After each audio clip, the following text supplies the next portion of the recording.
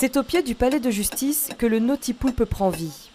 Une créature hybride tout droit sortie des carnets du dessinateur bruxellois François Schouten. On a pensé à créer un objet en bronze, quand même assez important, qui soit en même temps une incarnation de 20 000 lieues sous les mers, du Nautilus et du Capitaine Nemo. C'est un petit peu un cadeau qu'on fait aux Bruxellois, un imaginaire vernien qui vient comme ça au cœur de la ville montrer quelques-uns de ces tentacules sur cet édifice que j'adore. La ville d'Amiens, où est né Jules Verne, voulait lui rendre hommage.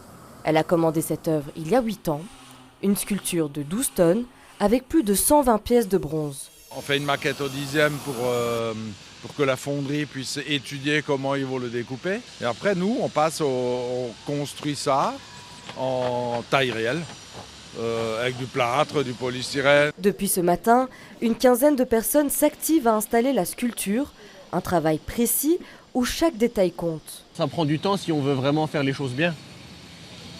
Donc on est là depuis ce matin et on va avoir fini ce soir. L'œuvre sera exposée face au palais de justice durant quelques mois, avant de repartir à Amiens définitivement. C'est vraiment un parcours un petit peu sinueux, mais quand même, il va arriver en mars à Amiens pour l'anniversaire de la mort de Jules Verne.